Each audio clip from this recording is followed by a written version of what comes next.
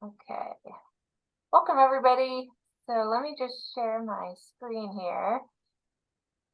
So thank you for coming to this is our final quarterly call for the Time to Restore project, the phase 1 of Time to Restore. I think most of you are aware, but we did receive funding for phase 2 of the project, which is very exciting.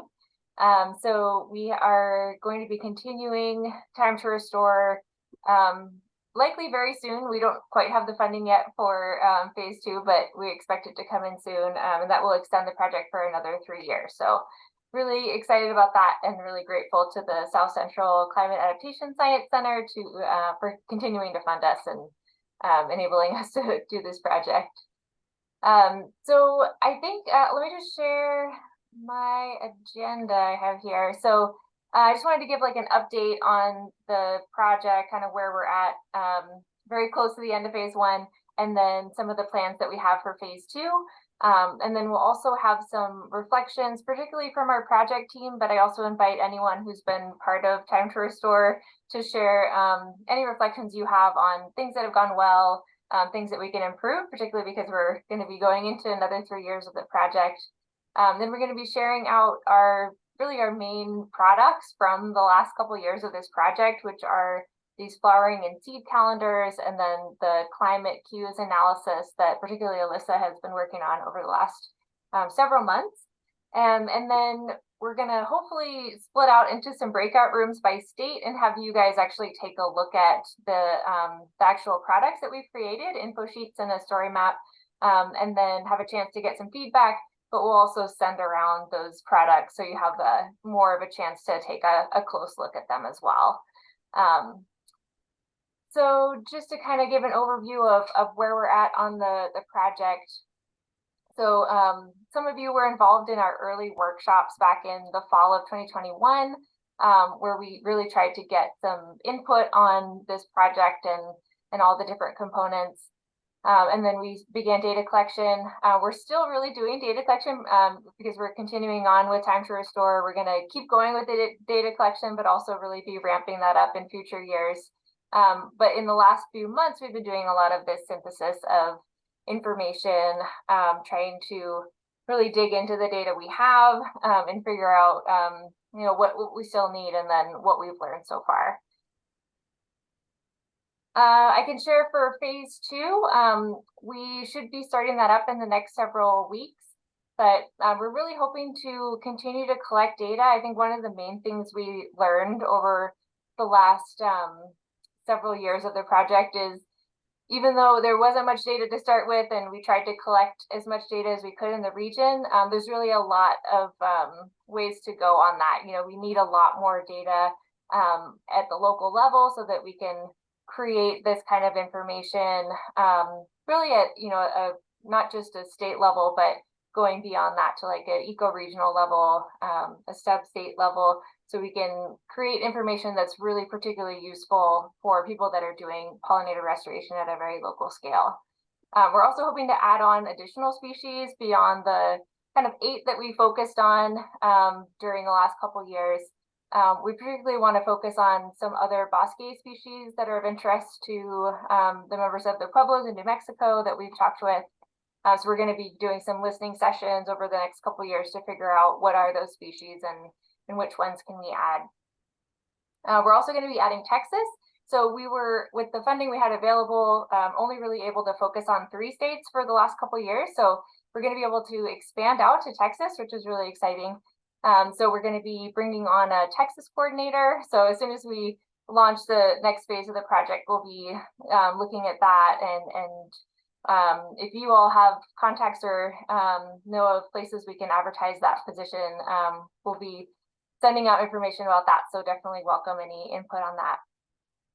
We're also going to be bringing in a lot of data from herbarium, herbaria collection. So we've talked a lot with the Torch Group, which is a Texas and Oklahoma consortium of herbaria, and they have digitized herbarium data. So we're really excited. We're going to be bringing in that information to kind of give us additional years in the past on when things were flowering and fruiting. And that will really help us to have more of a temporal breadth in the data set. So right now we have, several years, but being able to look back to what happened in the past will really help us to understand how things are shifting, and really, enhance the models that we've been working on. And then our plan is to update the calendars with info sheets and the story map that we're going to be sharing, that we've created over the last couple of years, making that more localized, hopefully beyond just the state level. We're also planning on piloting a couple new things. One is a seed notification service. We're planning on doing this in Oklahoma, working with the Tribal Alliance for Pollinators. And the goal there is to try to figure out a way where we can give kind of it might be an email notification that will let people know when seeds are ripe within a certain area near them, based on the data that are coming into our Nature's Notebook database. And then we're also going to be piloting this kind of long-term vision for the project, which is to have more of an interactive tool that is based on these calendars that we're making, but it really allows you to, go forward in time and look at, based on projections, when is the flowering and the seed timing happening for different species? When will it be happening in the future? And be able to have some more features where you can select different species and kind of create your own calendar that will display, when are things blooming, or when are things going to be blooming in the future, for your location. So that's kind of the plan there. So more details to come on that. We'll be continuing these quarterly calls, so we'll keep you all in the loop on that. And yeah, we hope to launch that next month, so stay tuned for more information about that. Okay, so I wanted to just take a few minutes so we can kind of reflect a little bit on phase one. I definitely welcome the project team that's on the call, as well as anyone else who wants to chime in. If you just want to share any thoughts, and it can be, what worked well for you personally, or you think worked well for the project overall, and what can we improve going forward for phase two. And you can, if you want to think about it more, feel free to, you can send reflections later too by email, but definitely want to give some time here in case anyone wants to share anything about just your thoughts, reflections on kind of things that are challenges that you've had, or what's worked well so far. Well, I have definitely one challenge that I've come up against many times, which is that when I try to connect with these parks, a lot of the time the staff will be very excited to participate in the project, but there will be a huge roadblock as far as putting signage in the park. So maybe having like a standard pamphlet of signage options that we can tailor to fit the needs of the park, because some places have really, really strict landscape staff, ground staff that really don't want any signage up, and it can be a tough workaround. So maybe just having an action plan for what to do if someone wants to participate, but they are not allowed to have signage for Nature's Notebook. Oh yeah, I like that. Yeah, it could be like there could be an example if they want to just like take that and run with it, or like the components they would need if they have specific like sizing or something for kiosks or something like that. Yeah, right. That could be really great, and have that be like a packet of information that we could have available. Yeah, has anyone else run into that? Issues with being able to have signs, or any limitations there?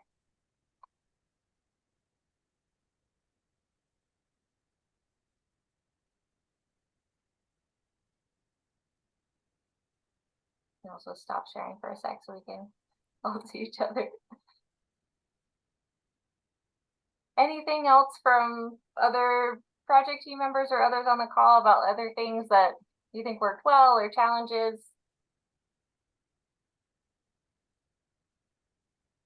Well, something that worked really well was kind of trying to insert myself into local organizations that are centered around plant restoration, kind of have similar goals, and using that network to find places that would be amenable to participating and establishing, a phenology trail. I've had a little bit more interest in the Nature's Notebook format than the iNaturalist format, and just getting connected with the people locally who are already doing that work has been a huge help. Yeah, that's great. I think it's been wonderful that you've been able to use a lot of your contacts that you've had in the state to reach out to folks and I think it's interesting the contrast too, that you found that people are interested in nature snowbook. I know people in other states like Oklahoma, I think it's been iNaturalist is a little bit more popular there. So I think it's great that we have the two options for participation, and we can keep kind of figuring out, what's the best platform for different situations, and how to kind of figure out which one is best, so we can, offer the right support materials. But I'm glad to hear that people there are interested in Nature's Notebook. I think that we found that it's great to pull in both data sources, and we'll be showing that later how we've included the INAT and Nature's Notebook data. But I think for a lot of these questions that we have about changes in the startup timing and the peak, it's been really helpful to have that in-depth Nature's Notebook data. Mm-hmm. And one thing that's been nice too is that master naturalists have been a huge help with this because they have a volunteer hour requirement to maintain certification, and they can use data collection for Nature's Notebook and just iNaturalist for Time to Restore for that. So getting plugged in with the local chapter of master naturalists and kind of marketing this as something they can do to easily get those hours without a scheduling hassle has been pretty helpful too. Yeah, that's a great point. I think particularly in Texas, I know Master Naturalist is huge, and we already have some connections there, which is great. I know we participated in a virtual fair that they do, and they have so many different, I think dozens of chapters across the state because Texas is so huge. So I think we'll definitely be leveraging that in the future, and yeah, having that kind of like different ways that Master Naturalists have used Nature's Notebook, and I think some of them even have like job descriptions that they need to have for service hours. I think making those available will be really helpful. We can make sure to include that too.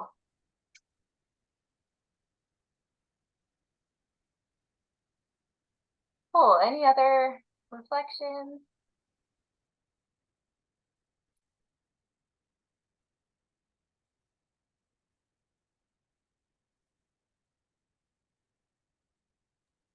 Well, I will go ahead and chime in. I do like the idea of using master naturalists. We have a group of master naturalists that help with our regular monitoring, not the phenology monitoring.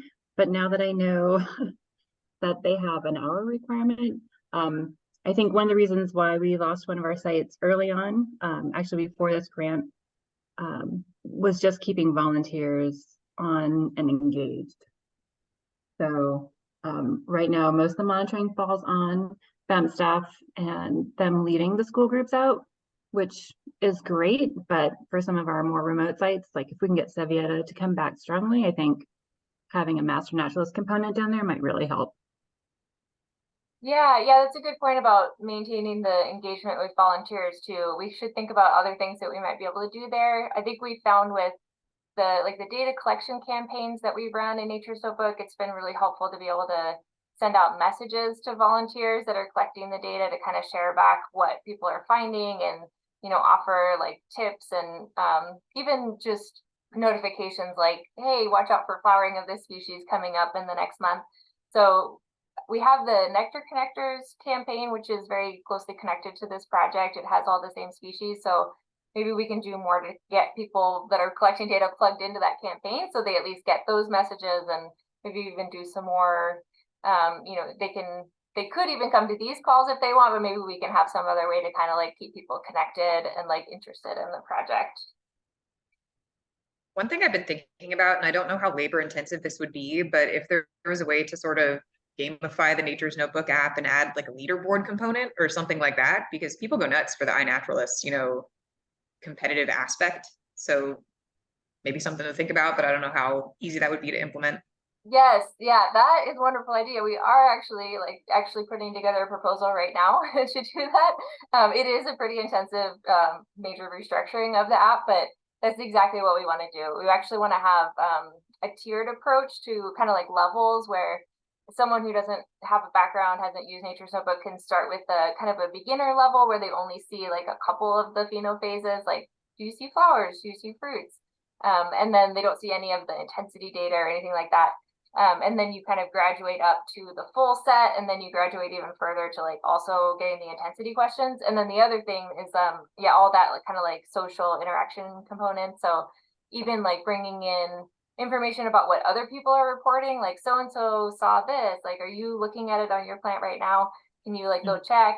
To kind of bring in that like real time, like incentive to go out and check plants. So yeah, and then we'll have challenges and like leaderboards and stuff like that as well. So it probably is a few years out because we're going to be submitting that grant probably next month.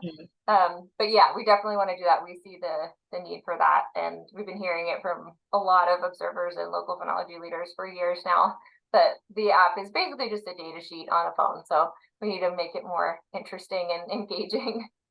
Cool. So I know for now, I guess we'll just have to rely on like other things we can do for the next year or so. But yeah, that's the ultimate goal in the next couple of years. Yeah, these are How great. doable would oh, sorry, go on. No, I was just saying really great feedback so far. Keep it coming. How doable would be like very small items of volunteer swag? Like I know we have the pens and note cards and whatnot, but Yeah, people yeah. So one thing we've been thinking about for another campaign that we have called Desert Refuge is we're going to be hopefully having these like yard signs that people can put out that says like, I'm a site that's doing desert refuge and tracking monarchs and milkweeds in Arizona. So maybe something like that, or yeah, we've in the past had, you know, things like little pins or stickers and things like that. So yeah, we could definitely think about that. I think we have space in the budget for that. So we could talk about like what that would look like if it's like, I don't know if the Time to Restore logo, or we could come up with something that's like, I don't know, more unique to like different species that people are tracking, or yeah, we could come up with different ideas for that, but I really like that idea. cool.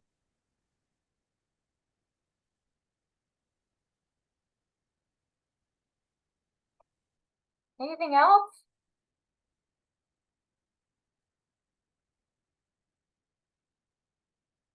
All right, so let's go back over to PowerPoint.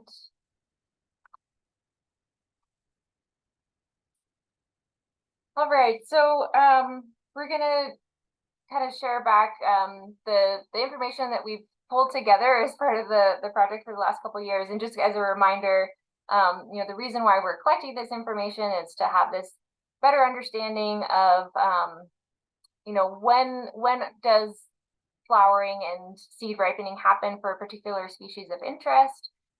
When is the start of that? When is the peak? You know, how long does that period of flowering or seed timing last? And then we also want to bring in information about future climate conditions. So, you know, is a warmer spring going to make seed availability earlier? Is the peak in flowering timing going to shift? You know, because of temperature or changes in precipitation. So that's really what we've tried to do with the data that we have so far. And if you participated in past calls, we've kind of showed these calendars that we've been working on over the last few years, kind of in development, trying to get input from you all on what's most of interest to kind of display in this calendar format. And so we have a couple different types of calendars. We have a species level and then a community calendar. And Travis, I don't want to put you on the spot, but we have Travis Matlock is a student who's been working with us over the last several months. And he's really been the one who's put together these calendars for us based on the data that we have available. So I don't, Travis, are you willing to just kind of walk us through? I have this one and then the community calendar. You kind of just want to describe like what kind of data are in here? Sure, yeah. So that bottom calendar is based on our like intensity, or not intensity, I think it's just open flower phenophase yes records. That's a proportion of how high they are. The darker the color is, more open flowers. And then that one above it is the open flower estimate. So that one's based on the intensity. I've eliminated like the zero records, so they have some missing parts of the month, but that's just where zero records were. And then that top one is the number of INAT observations. So it's not necessarily correlating to any phenophase. It's just responding, or it's just like the amount of those observations. Hopefully they correlate to when flowers are out. That's the general idea. But some, I think with like the Oklahoma one, it's about the maple and the silver maple, and it doesn't exactly look like it correlates with the flowers. But that's what's on here. Cool, thanks. Yeah, so, and I forgot, I cut off the species, but this is common buttonbush, this example. Yeah, and then just a little bit more on the one on the bottom. This is on a weekly basis, so basically showing like across the year, which week do you see like the darker colors indicate like more open flowers, more of those records. So for this species, you know, it kind of, we had like a little blip here really early in the year. But then most of the flowering is concentrated in the summer with, you see like darker peaks in like the middle of July and kind of like mid and late August. And you can kind of see that reflected here too when you look at, like Travis was saying, the intensity data, which is really like how many open flowers are on the plant, not just whether or not people are saying yes. And you can see those peaks here. And then the INAT data, again, like Travis was saying, it's like all of the records, the photos that people took of buttonbush, but most of the time in iNaturalist, people are taking pictures of flowers, except for maybe like a plant like silver maple, where they might be taking pictures of like the colored leaves or something. But this is a reflection kind of when the most flowers were on the plant as well. So it's kind of cool to see that, you know, in all of these, we have kind of this this peak happening in early summer and then another one kind of in late summer. So we'll see if that we can get feedback from you all and whether that seems like that's reflecting what you are seeing on the ground. But I think this is, and I should look at which states are represented here. This was the Oklahoma buttonbush graph. So I think this was data from Oklahoma and Louisiana represented in here, but that's on the info sheets as well. And then this one, Travis, I don't know if you want to say anything more about this one in particular. This is also Oklahoma. Sure. Yeah, this is the same thing that was on the bottom of the last graph, except this one is open flowers and ripe seeds for each species. This is sunflower, silver maple, and buttonbush. So still on a weekly basis. They're all just the same, but with multiple species per state. Yeah, so you can kind of get a sense of like the potential of this kind of calendar. We only have 3 species that we're able to display just because we were pretty limited in data so far. But and then you can also see like a limitation in this species here. We don't have any data. There's no gray, so that indicates like no observations at all. But with additional years of data, you know, more species that we're recording, we could have a calendar like this that doesn't have gaps in data, that actually has more species on it. And then you can really get a sense of, you know, when is the flowering and the seed timing happening for all the different species that you care about.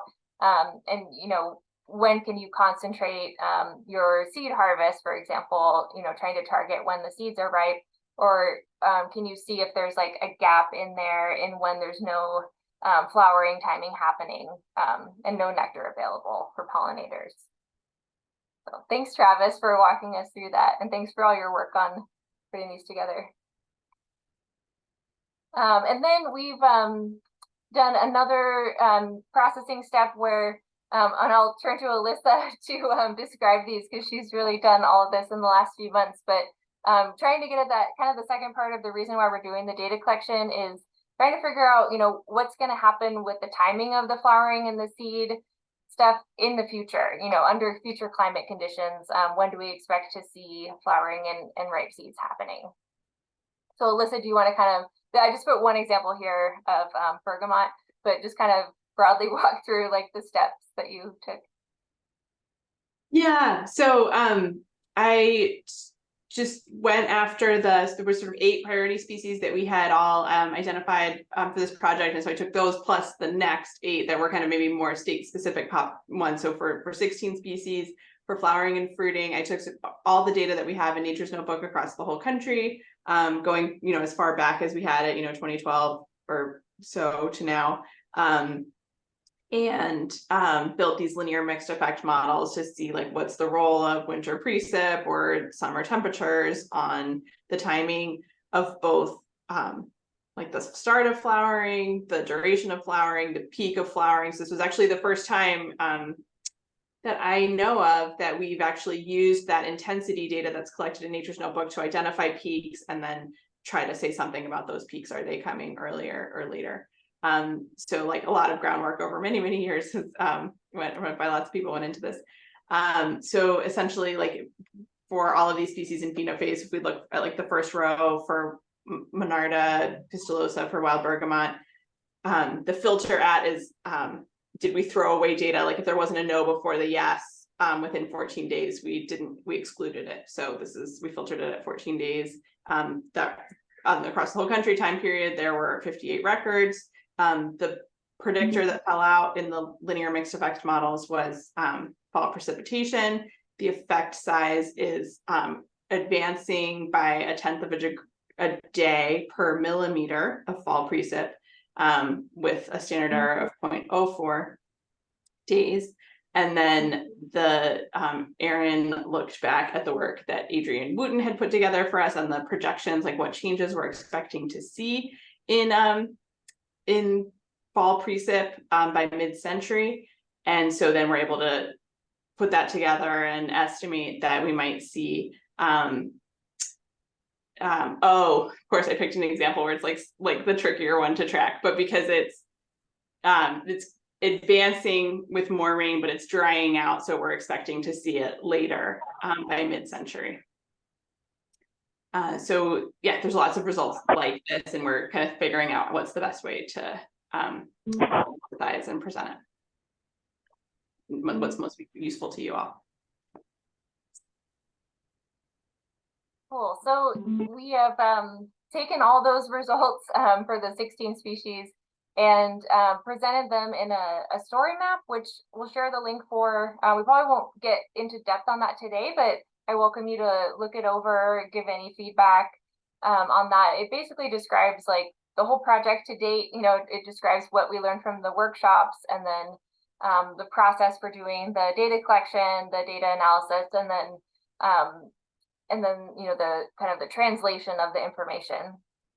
And then we put together 3 different info sheets, one for each of the 3 states, so Louisiana, New Mexico, Oklahoma, and really tried to summarize. On the first page, it's kind of like the literature review that Alyssa did to kind of understand, you know, what do we know so far about how phenology is shifting. There's not much really at all for the region, but we tried to bring in some more information about what others have found kind of nearby.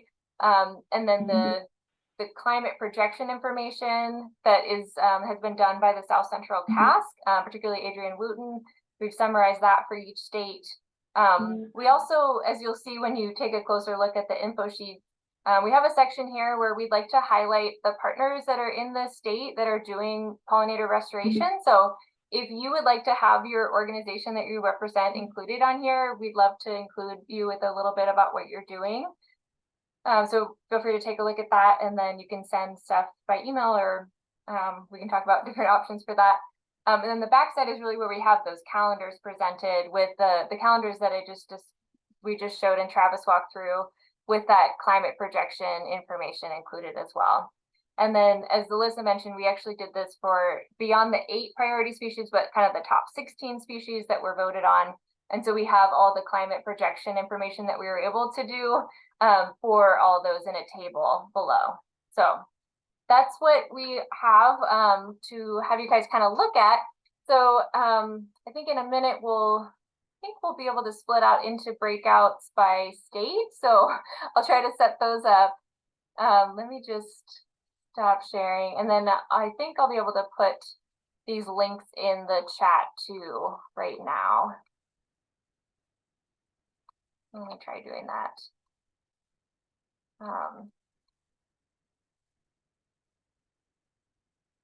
I guess while I'm doing that, I forgot to share at the top that we do have some changes to the project team.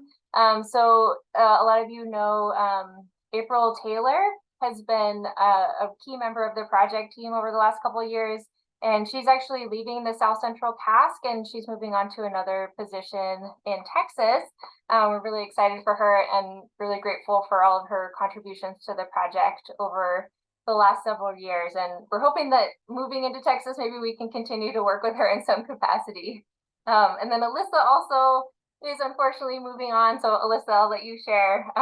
But we're so grateful for you, and you've been my co-lead on the project for the last couple of years, and definitely gonna miss all of your expertise and all that you've contributed to the project. No, thank you. Yeah, I've loved this project. It's been one of my favorites over the last few years to work on, and it's great to see some familiar and new folks here. But yes, I'm moving on to community organizing here locally in Massachusetts, where I live. Yeah, just, I mean, like the relationship building has been my favorite part of my job over time at NPN. And so I'm kind of going to be focusing on that. Grateful to everyone. Yvette Wiley was here briefly. I don't see her now, but I think that she's also a tribal liaison with the South Central CASC, and so potentially can play a connective role in the work going forward. And I'm excited for everything that's going to happen in phase 2.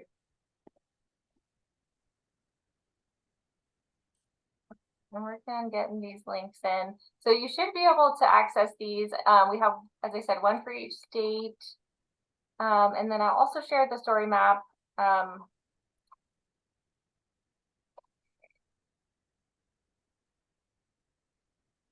Okay, so there's all of the info sheet links. And then here is the story map. I will send these out in a follow-up email as well. So I think what I'm going to try to do is do breakout rooms. Let's see if I can actually do this. Can I label them? Let's see. I can't. Okay.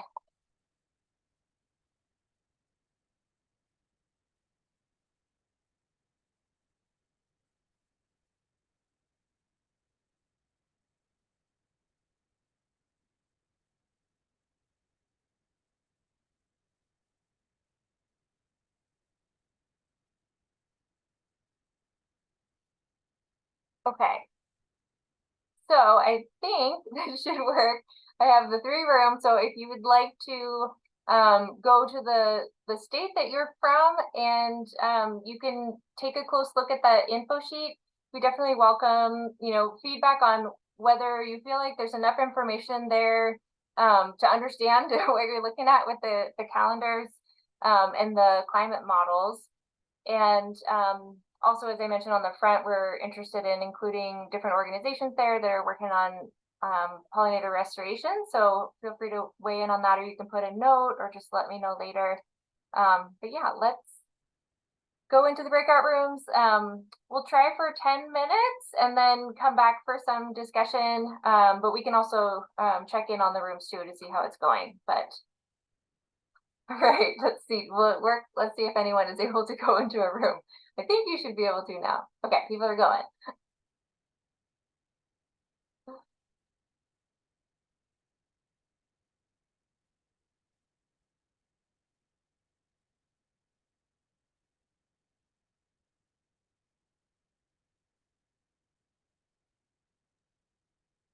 Oh, I can't.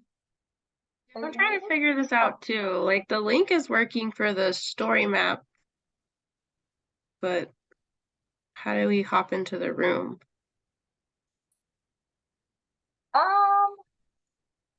I think, all right, Lisa, you're muted. Yeah, Annie, if you click the 4 squares at the bottom of your screen that says breakout rooms, that should open like a little dialog box with Louisiana, New Mexico, and Oklahoma listed, and you can click join. Okay, I'm looking for that. I can also send you, it looks like. Where would you like to go? I'm in New Mexico, please.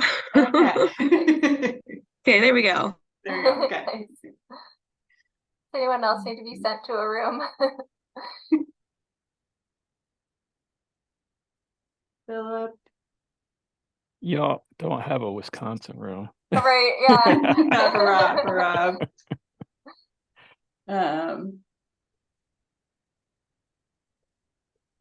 Philip might have called in on Yeah.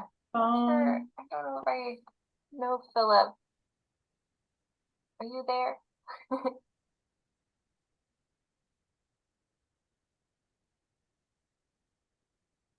By myself Yeah, in hi, Louisiana. I'm Marvin. Sorry. Yeah, you were Marvin alone, with right, his, Gina? Oh, sorry, go ahead, Philip. weird sound issues today, which is strange. But anyway, yeah, send me to New Mexico, okay? Okay, Okay. Yeah. Thank you. thank you. And Gina was by herself in Louisiana. Yeah, I got lonely. Oh, Oh, Well, you've Very already given feedback, but we can we can keep talking about Louisiana too. I mean, that's about it as far as this past year, but I am, as of yesterday, going to be participating with the Parks for Pollinators event that's month long. I think there's like 7 or 8 day-long workshops that they invited me to come be at as a presence for Time to Restore. So Oh, that's awesome. yeah, I'm excited for that. It's a BioBlitz event, but it's Cool. also like a tabling thing. So I'll make sure I have all my little postcards and Nice. hopefully recruit some people, because I think it's a citywide effort to recruit people interested in, pollinator support, native plant restoration. So hopefully a good Cool. crowd will be out there. Yeah, that's awesome. Yeah, I was thinking about those postcards and how we kind of like, we have the 2 options for participating on there. And I just feel, I wonder if it's like not quite enough for someone to feel like they could just like get up and running on their own. Like, I wonder if we should instead have like a postcard that has something about like a webinar on it. And so you're trying to like get people to come to something where then they can like get a short training, and then Right. they have a little bit more to go on. I feel like that helped with I did a presentation for the Texas Master Naturalist, and they at least got like an overview and like kind of got a chance to meet me. So they had like a contact and they knew that they could email me. Whereas if you have a postcard, sometimes it's like, oh, this is the thing that it's like a little disconnected, and it takes like, there's a lot to do to like get them to, go through all the steps and figure everything out on their own. So just trying to like figure out shorter steps or, easier ways to get in, kind of. Yeah.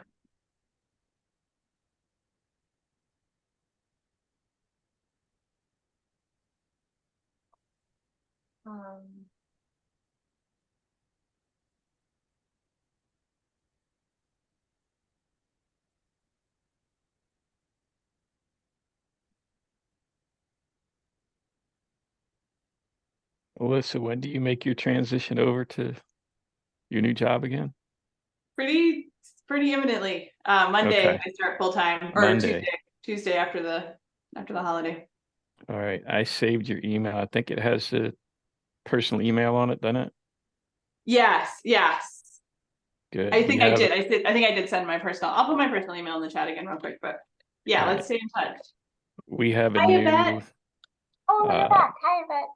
product coming out in the next few weeks that we worked on with the Lake Superior Estuarine Research Reserve. That's a shoreline restoration planting guide that incorporates Oh, cool. a lot of Ojibwe language and knowledge. So Oh, nice. I'll send it around so that everybody can see it once it's ready for release. Yeah, that would be great. Awesome. Hi, Yvette. It's great to see you, Yvette. Like, do you already know Erin? I know you and I met at April's event at and even before that. Hang on a sec. Wait, here I am. Do I know Erin? Erin. Posthumous. No. I think we might have emailed, but we haven't met yet on a call. Yeah. I'm really new to this. I have no idea what's going on. Okay. You know, Well, you came back in and we're all in breakouts now too. So everyone's okay. Yeah. So I think, would you want to be involved in like the project team meeting? So we have these quarterly calls every 3 to 4 months. And that's really like open to anyone who's working on pollinator restoration in the region. And, we try to like share back progress on different things as part of the project. But we also do some smaller kind of team meetings that are focused on like trying to get stuff going in the different states, like data collection trainings and things like that. So I don't know how much you want to be involved going forward. I have no idea yet, Erin. Okay. Because I do know that I think I'm just kind of filling in, because I know the Chickasaws are looking to hire for April's position. I don't know if they started interviewing or not, and that might be the person to step in. I don't know. Yeah. So. Okay, sounds good. And Yvette, are you based at the university or? Yeah, I'm a university employee, but I work remotely. So I work from home in Tulsa. Cool. And I know Jane Breckenridge quite well, with TAP and stuff. So I've been around since I was working for my tribe when they started and encouraged on their first project, us to go ahead and take part in that. But it was actually allotment land. So anyway. Okay. Yeah. Thanks. And I'm not even familiar with your project, so I figured, well, since they have funding, I guess I'll ask, maybe I can read up on it or something. So Yeah, well, if you want to look over our story map, that it's intended to Yeah. kind of like describe what we've done so far. And then, yeah, if you want to like, is give that it- on our, is that story map on our website? Or not is yet. it through? It will Okay. be. It's one of our project deliverables. I just put the link in the chat. We're kind of getting like final feedback.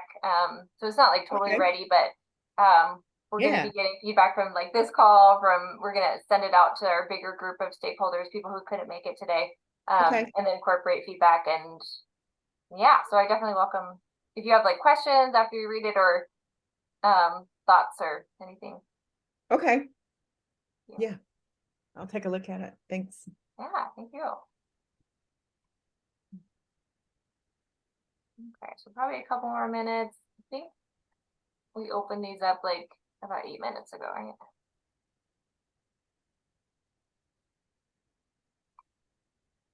We give people like a 2-minute warning or something. Yeah.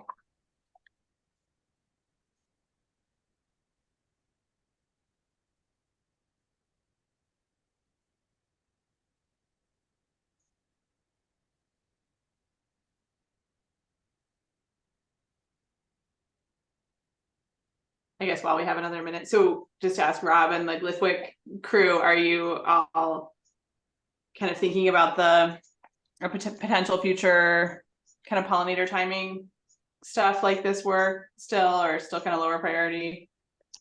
I would say still kind of lower priority. Since we finished the vulnerability assessment, we had to move into adaptation planning. We have funding to do like adaptation meetings, workshops with the member tribes. And if they tell us that pollinators and pollinator timing are important to them for adaptation planning, then we'll move into it as part of that. If not, maybe when we get that done, it's something we can think about. It would be kind of cool to think about for some of the plants in that plant restoration guide that I just mentioned a little bit ago. Especially, we talk about people going out and collecting seeds for those kind of plants if they can't get them from a nursery or whatever. So it would be good to have something that would give people an idea of when can they go out and see the pretty flowers, and then when can they go out and collect seeds in places where it's legal to do that. Right. Cool. And Yvette and I don't know each other at all. Oh. I kind of was guessing that you might already. Feel free to introduce yourselves more. I feel like I have the privilege of knowing We've known each other for what, 6 years now? Oh, okay. 5, something Yeah. like that. 5. Since that first workshop, That first ever TAM workshop. Clickett. Ah, You say that? Clickett, yeah. But I'm not going to see you in October, damn it. No, I know. It got postponed. But Was maybe that the spring. TAM in Yeah, in the Oklahoma? Chickasaws were going to host one, but Right. they weren't getting a lot of response. And then it's just with April's transition to a new job out of state, they decided to hold off. Yeah. So, It but it's still kind going of, to happen in the spring, I believe. So, we've been talking about March for that. Cool. And that'd be really nice for me because that's mud season. I was gonna say, I'm like, starting to you'll get really tired of winter by then. oh yeah, exactly, got a little bit further south to yeah, enjoy the earliest spring. mud season. yeah, I feel like I've been hearing this mud season a couple times lately. I've been like helping out with some more of the Northeast projects, but what is this mud season? Is this like when the snow's melting and Mud season is when the slushy? snow is melting and all you got is ground that's thawing out and you can't really do anything. Okay. That makes sense. You can't ski anymore. You can't really hike because you'll sink. Mhm. And there's probably still ice on the lakes, but it's not thick enough to ice fish. Mm. Okay, I think everyone's coming back. Hi, Yvette. Hey, Jane. How are you? I'm good. How are you? Good to see you. Yeah. All right, does anyone want to share back what you talked about in your breakout? Any thoughts on the info sheets? You'd be very critical. We welcome it. So one of the things we talked about is just the challenge of getting people to engage with Nature's Notebook because they all like iNaturalist better. And so I understand why it's so important to get that data, but just trying to problem solve about different ways we could maybe get them to engage with Nature's Notebook more. And I don't know if there's a way to maybe make it a little more user-friendly or something.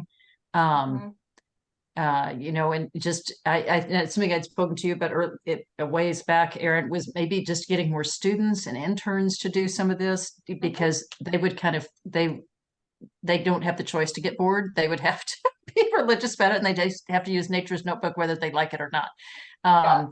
So you know, eventually I do hope that we can bring more volunteers on, and in our next conference I'm going to do a presentation as a part of another presentation about specifically trying to recruit people, giving a quick demo with it and trying to get people on board, but just so far it's been much more resistance to it than I thought it would be. So that's been one of the biggest challenges we've had with this project so far. Yeah, thanks for sharing that. Yeah, I think a couple of things we were talked about trying to do going forward is like giving some more concrete steps on getting started. So trying to like provide something, and maybe it's like, here's a training, please like come to this, and have like it be a space where we can walk them through the steps and try to make that really clear, and then get them linked into the emails that we have through Nectar Connectors, which is one of our campaigns, so they get like regular notifications from us. So that might help a little bit. And then I think like you're saying, like going after kind of like captive audiences in a way, like student groups, or like, do you have master naturalists in Oklahoma? We were talking about that is really helpful with other states. Yeah, so groups like that where there's like people who want to or need to do some sort of like hourly service, that we can kind of tap into that. So yeah, let's keep talking about that for the next phase, and identify some groups that we can reach out to in Oklahoma for that. Yeah. And I think consistency too is, you know, the other challenge is there's people that maybe would go volunteer like once or something, but trying to make them be consistent. And it's just hard to get that from people. So yeah, but I think that's okay too. Like we have INAT as an option, and if that's best for someone, that's okay. You know, and hopefully if they're interested enough, maybe they like do INAT for a while and then they kind of like move over to Nature's Notebook if they are the kind of person that wants to do like a long-term, you know, over many repeat visits.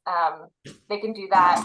But I think if we have enough people, then we can have that mix of, you know, the different types of data. And as we showed, like we include both in the calendars, and both kinds of data add something. So I think we can keep going with the two methods and just hopefully like increase overall the number of people, and then that'll be good. Yeah. Any thoughts from anyone on the info sheets? Did it seem like there was enough information there to understand? Like if you handed that info sheet off to someone who wasn't just part of this call and like didn't get the walkthrough of the calendars, is there enough information on there to help them know what they're looking at? I thought so. I think it's really good. I think it's excellent. Personally. Thank you. Anyone else have thoughts? Is there anything we could add? I know that I think Gina in particular had feedback on the sizing of some of the calendars, and it's a little hard to read. So I'll play around with that and see if I can like maximize so it's easier to read, and I'll print it out, actually see what it looks like when it's at that scale, because I'll be able to zoom in on a printed copy, but just make sure that the readability is okay. Any other thoughts? Annie had some good suggestions for the New Mexico one, just because our logo is the old logo, so I will send you that. But yeah, focusing more on some of the bosky species that we're actively getting students to monitor, and then I'll send you a little blurb on more of the bosky work that students are doing. Cool.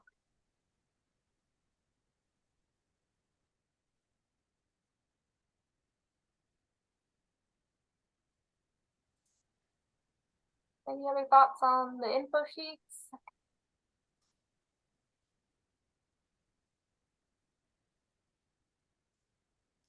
Hey, Erin, it's Yvette.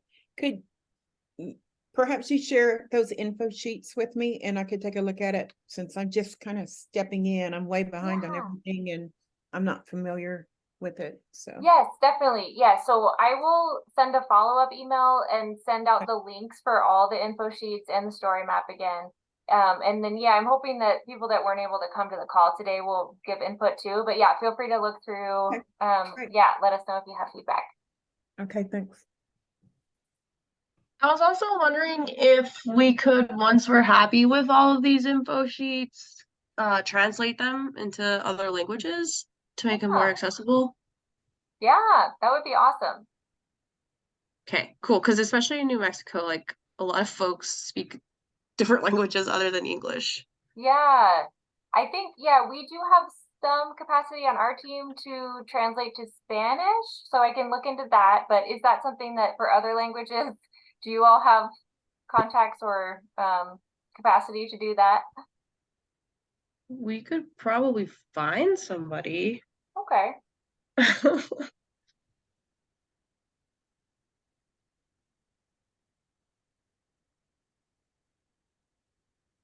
Cool. Is that something that's of interest for other states too?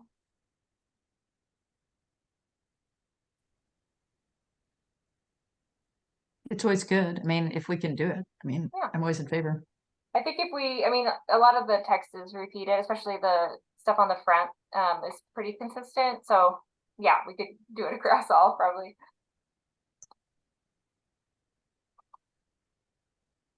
That's a great thought. Thank you.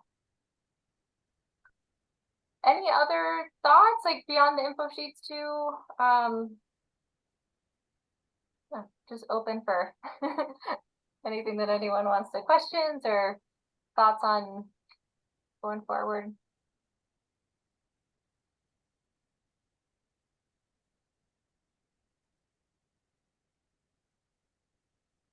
This is kind of minor, but instead of having a link on the info sheet, do you think it might be helpful to have a QR code in case folks are picking these up in hard copy format? Yeah, like for the projections, I think that's the main link we have on there, right? There's one link at the bottom for, yeah. Yeah, that's a good thought.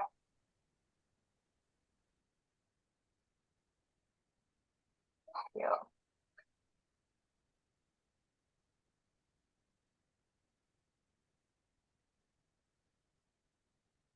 All right, if there's no other thoughts, then I will, yeah, I'll follow up with the links for all of these again. I think we have a pretty big list of people on the email list, but if there's anyone else that you think might not be, who hasn't like attended past calls or workshops that you think might be interested in taking a look at these, you can feel free to send them around. And then once we have them finalized, we can definitely share more broadly as well. But if there's anyone who you think might give input, I think particularly for that, on the first page, like other groups to include that are doing pollinator restoration, just let me know if you want anyone in particular included. I think especially for Kim and Jane, if there's anyone who you want to make sure gets onto like the New Mexico or the Oklahoma info sheets, let me know who to include on that. I can also look back through the stakeholder list because we had a lot of different organizations included on that, so I can pull some of those as well. But thanks everyone for coming and giving input. Looking forward to continuing the project with you all going forward. I'm glad we have another 3 years so we can keep working on this together. So thanks all for being here. Thank you, Erin. Take care, everybody. Oh, and thank you, Alyssa. And we're going to miss you so much. We wish you well on your new adventure, and I know you're going to be fabulous success at it, and it's much needed, but we're really going to miss having you be a part of this team so much. Oh, thanks, Jane. I'm gonna miss you all too. It's been such a great experience and working group. So many awesome people involved. Yeah. Thank you, Jane. Thank you. Okay. All right. Right. Bye, You will. everybody. Bye, everyone. Bye.